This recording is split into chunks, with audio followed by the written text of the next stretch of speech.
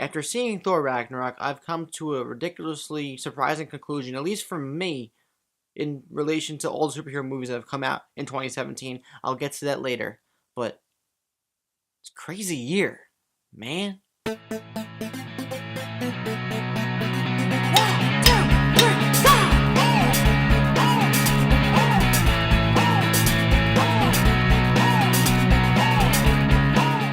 Hello everybody, welcome to the MaffmanJones movie channel. I'm your host, Jonathan Maffio Esquire Logan, and today's featured movie is Thor Ragnarok. It's the third entry into the Marvel Studios Thor franchise, and it's directed by Taika Waititi, who you may know as the director of former movies like What We Do in the Shadows and Hunt for the Wilderpeople. Two great movies that if you haven't seen them, take time out and watch them right now.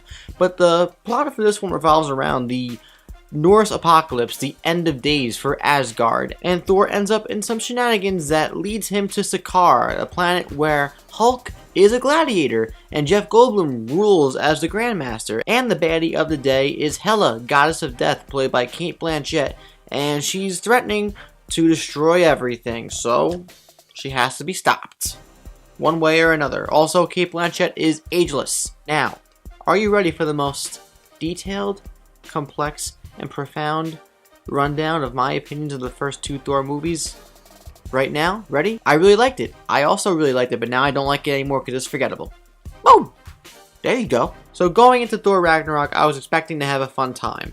I got a fun time and more. This may be possibly the most enjoyable superhero movie I've seen in a while. Out of all the 2017 movies, at least for superhero movies, this is the most entertaining one I've seen. It's a hell of a lot of fun. The jokes land 95% of the time. It feels like a rock star of a movie. Just like it keeps on moving. The jokes keep on hitting. It's very colorful. It's vibrant. The characters exude electricity, literally and figuratively. Tiki. I feel like I'm saying his name wrong. And I feel like I'm embarrassing myself right now.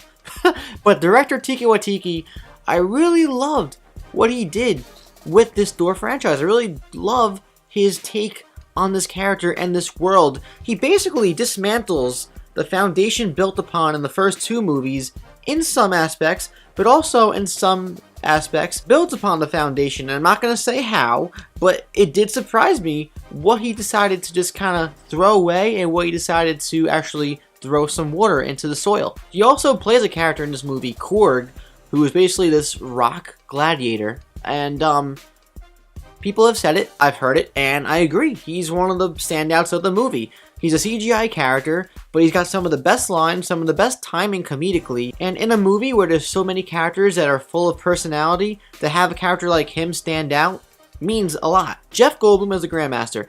He is basically a parody of himself, and it's great. Tessa Thompson is a solidified badass. She exudes fierceness. She is Sasha Fierce in the Marvel Cinematic Universe. She kicks ass, but you really buy into it. And she also has a sassy side too. Tom Hiddleston as Loki is great, no surprise, but he has great moments of mischief, but he also has great moments to bond with his brother, Chris Hemsworth.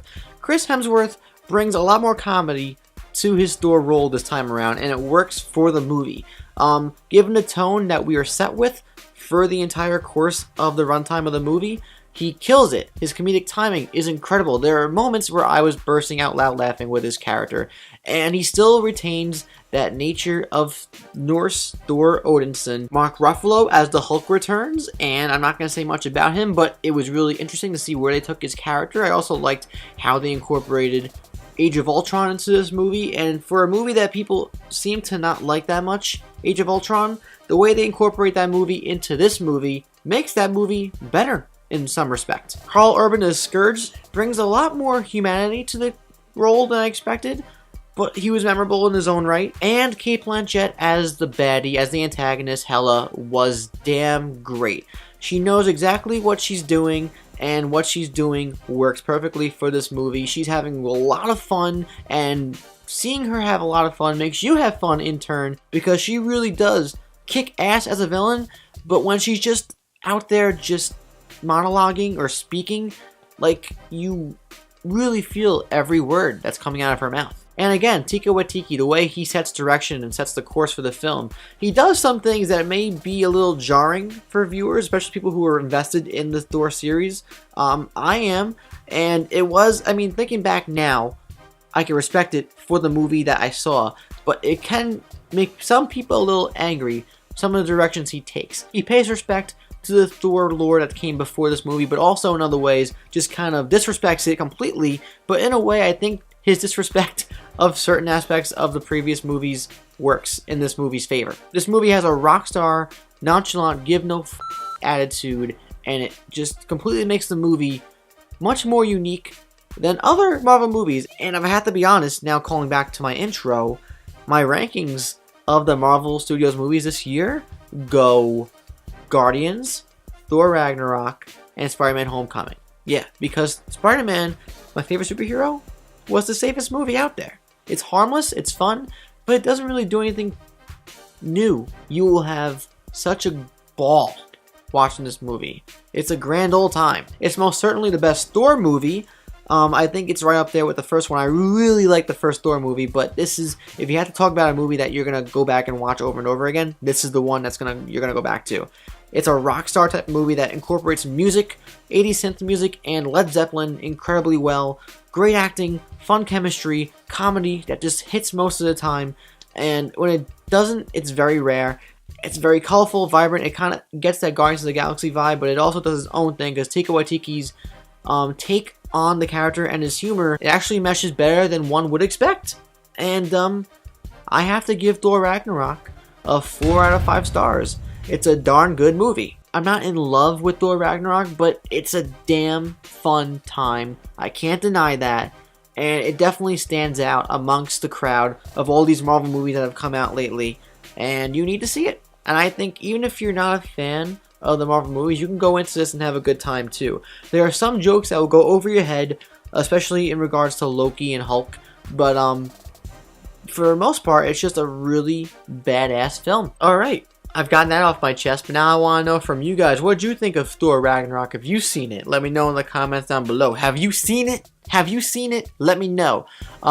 If you enjoyed this review, please like the video, subscribe so you never miss a video from me ever again. Check out the rest of my stuffs down below. Also, quick shout out to Stardust, the best movie reviewing app where you can review a movie or TV show in 30 seconds or less.